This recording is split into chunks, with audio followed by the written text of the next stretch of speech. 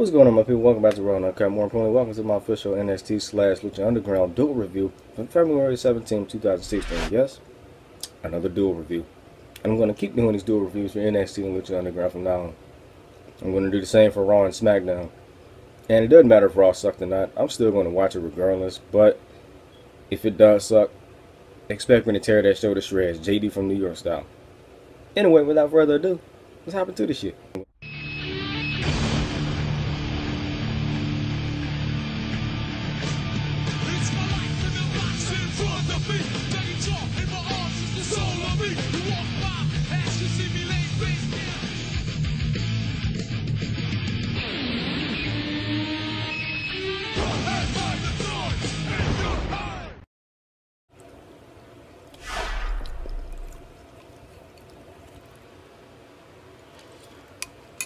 Man, this shit is delicious, bro. Beef noodles with hot sauce, bro. This shit is delicious. Peach tea. We're going to start off with NXT. We'll start off the show with American Alpha and End Zone Cast versus Blakey Murphy and Dash and Dawson in an 8-man tag match. This is a great opener. Not gonna lie. Dash and Dawson just got a new tag name, by the way. At the most recent live event, I think it was on the 18th, they got the new name, the Revival. I don't know how to feel about that name. I think the mechanics sound better. You know, because they look like actual mechanics with those jackets on.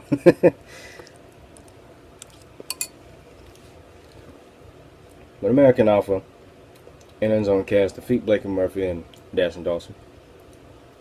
And I love that moment at the end where Cass and Jason Jordan was in the ring. The straps came down and they just started screaming at each other, riling each other up, you know what I'm saying? Getting hot, you know what I'm saying? But no pun intended. Yeah. So American Alpha and Enzo Cass take that victory, and then it's followed up by an interview of Deonna Purrazzo because it's announced that she's going to wrestle Asuka again. Thus, getting knocked the fuck out again. She's being interviewed, and I will say this. I'm not going to say she's bad on the mic. I'll say she's okay. She does need to work on her promos a little bit more. So, yeah, I'm not going to completely bash her. You know what I'm saying? She's good in the ring, too. She got a little bit of offense in this match against Asuka. But at the end, she still got knocked the fuck out. Just like last time. Then after that, we got Ty Dillinger versus Alex Riley. I'm not going to lie. Alex Riley looks damn good now. Looks better than he ever was. You know what I'm saying? The varsity villain, I wasn't really feeling that gimmick. Especially since he was with The Miz. And Miz was entertaining at times, but most of the time, for me, he was boring. Alex Riley looks good, man. No pause for that. Because there ain't nothing gay about it, but he has a look that Vince McMahon wants. But you know Vince McMahon ain't going to push him. He's just going to straight up bury his ass like he already did. You know what I'm saying? That's why Alex Riley's in NXT now. And I'm happy he's in NXT. I hope he stays. But Ty Dillinger surprises him with a roll-up victory. I'm still not really feeling this, you know, perfect team gimmick. If he turns heel, then maybe the gimmick will work. As a babyface, I don't know. As a heel, he could show that I'm better than everybody else. You know what I'm saying? Everybody else is like 9s, 8s, 7s, 6s, 5, 4s, 3s, 2s, and 1s. But I'm the only one on this roster that outshines everybody. Therefore, I'm the perfect 10. You know, he should do something like that. He should be a heel as the perfect 10. Because that shit would work. I guarantee you. Do that shit, Triple H. Or whoever is in charge of the gimmicks and shit backstage in NXT. Do that shit. Turn him heel. Then we got the main event, Samoa Joe versus Sami Zayn. I thought it was going to be a 2 out of 3 falls, but that's actually going to be the next show. I told you. I told y'all the matches for next show. You know what I'm saying? And the tag team match between Bayley and Carmella versus Nia Jax and Eva Marie. Not Asuka, but Carmella. But anyway, in this match, they actually wrestled to a no contest. Samoa Joe was going for the Muscle Buster, but Sami Zayn powered out of it. Not powered out of it, but he got out of it. He reversed it and hit Samoa Joe with the haluva kick.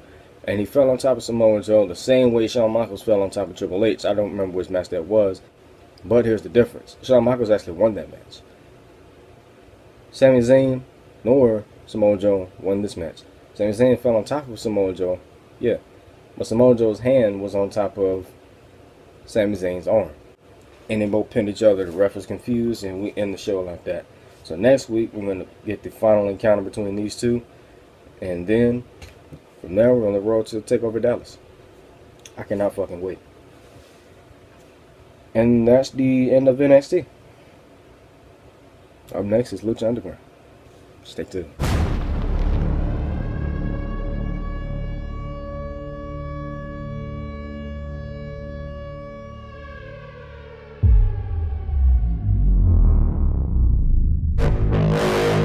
Lucha Underground.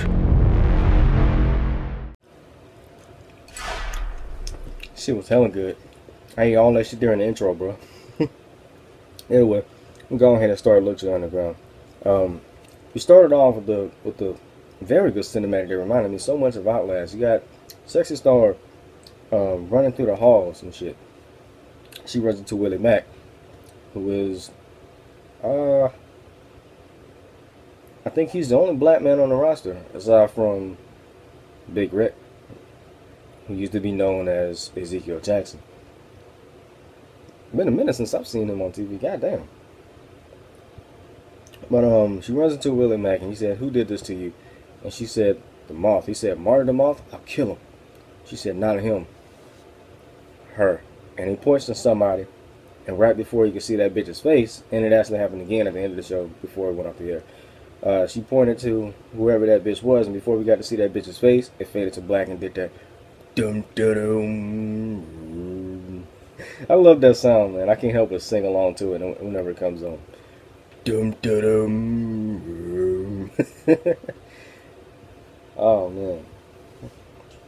And then we cut to Evilise barging into Dario Cueto's office where Katrina is sitting. I'm just gonna say Katrina. I'm not gonna say Katrina because that doesn't sound right. But Katrina is sitting in Dario Cueto's office. Of course, Dario Cueto is in hiding somewhere. I don't know where the hell he is. I don't know what happened last season. I only watched like the first 4 episodes, and there was not 20 episodes in all, I think. I was just too lazy to watch it. I mean, I stopped watching TV, so there was nothing else to watch it on. Now we got sites like watchwrestling.in, and I can watch that shit online for free. And in HD. Bars that shit run. But Evilise asked Katrina for a rematch for the Trios Championship because, you know, Evilise and Helico and Son of Havoc were robbed of the titles by the Disciples of Darkness, I think is their name. Here's why I love Lucha Underground. I love Lucha Underground because they literally know how to tell a story. You know what I'm saying? Cinematics and wrestling at the same time. That's one of the reasons why I love Lucha Underground. Another reason why I love Lucha Underground is, you know, how they do the debut matches. I'm going to get to that in a second. But the main reason I love Lucha Underground is because they know how to portray their characters the right way. You know what I'm saying? They know how to make you believe shit.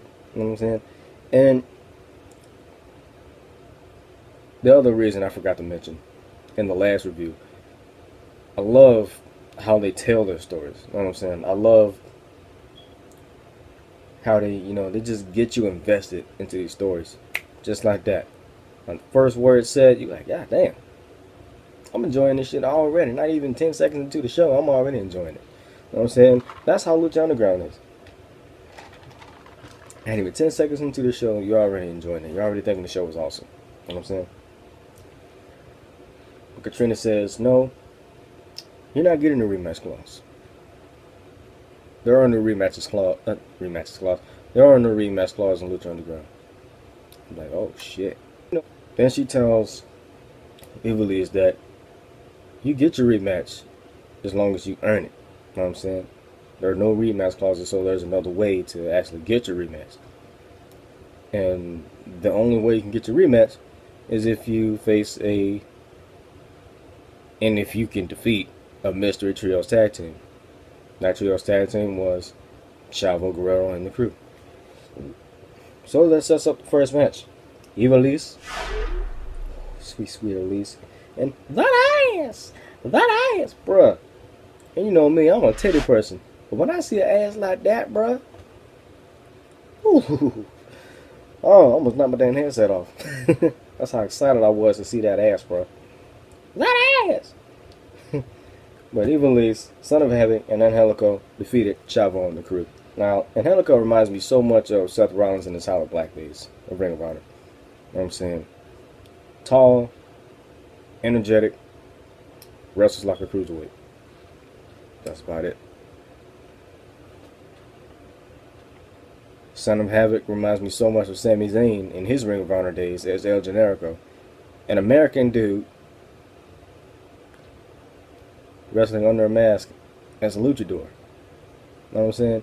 To me, that would be a dream match. Son of Havoc versus El Generico. Bruh, book that shit. And then part 2 of that match would be Matt Cross versus Sami Zayn. Matt Cross or M-Dog 20. Remember Backyard Wrestling? Don't try this at home? Yeah, that was M-Dog. But Ivalice, Son of Havoc, and Angelico defeated Chavo and the Crew. Good match overall. Ivalice had a good showing. And I'm glad they don't hurt the women too bad. You know what I'm saying?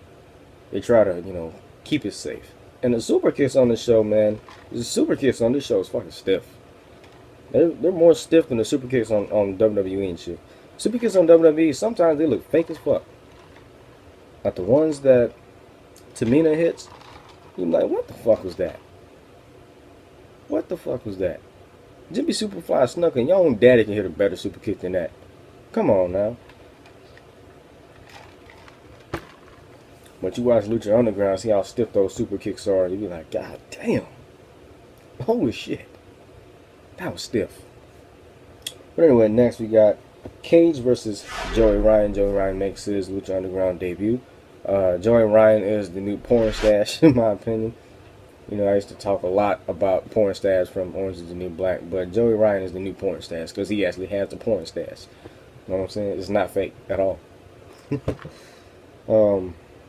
Shit, not like Pablo. Pablo, whatever the hell his last name. I can't even pronounce dude's last name. His name's Pablo, though. He ain't even Mexican. Or Colombia. Whatever. Cage. Cage, in my opinion, is Ryback done right. They been fucking over Ryback since his debut. Skip Sheffield, he fucking sucked.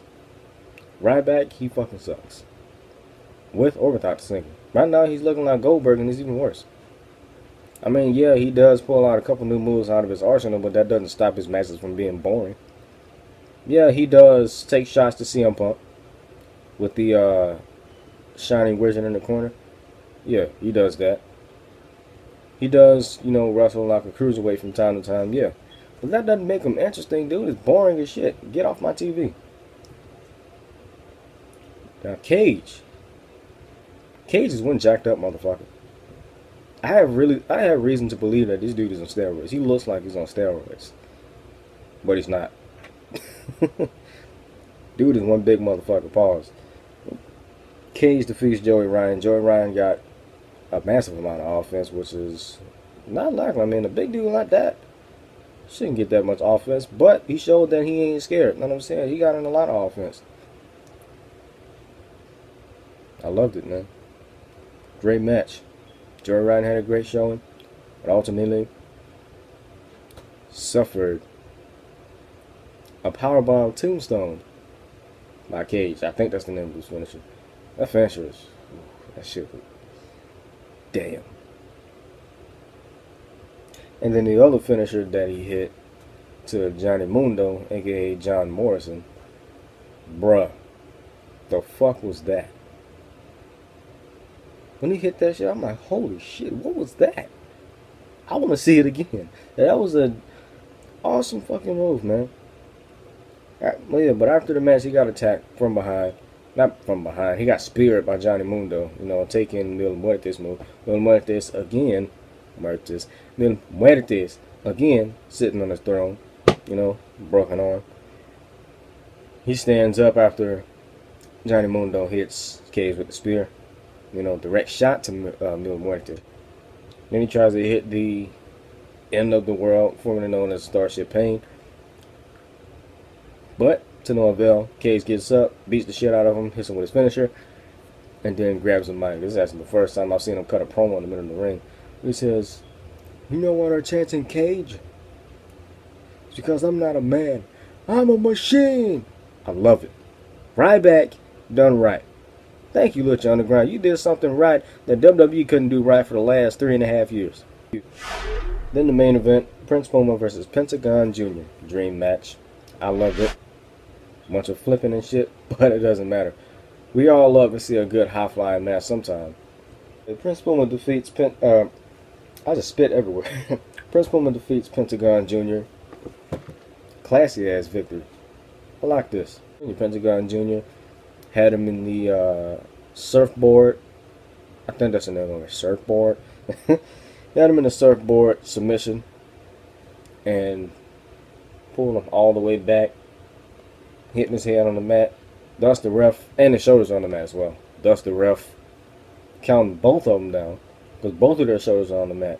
Like the last second, Prince Puma pulled his shoulder up, thus winning the match. Pentagon Jr. looking confused. I love it. It's going to lead to another match next week. I don't know what kind of match it's going to be. Doesn't matter if it has a stipulation or not. I cannot fucking wait. And then next week, the main event is going to be Cage versus Johnny Mundo. I can't wait for that. That's going to be an awesome match. Cannot fucking wait. I can only imagine if that was Ryback versus Johnny Mundo. That match would not go as good as Cage versus Johnny Mundo. I'm serious. Ryback would totally slow that match down. Cage, in my opinion, is Ryback done right. Anyway, that's Lucha Underground. That's NXT. I'm going ahead and wrap this up like a condom. I'm about to go make me another bowl of noodles. Then we're going to record some Just Cause 3, baby. I'm out, man. Peace. Fuck Donald Trump.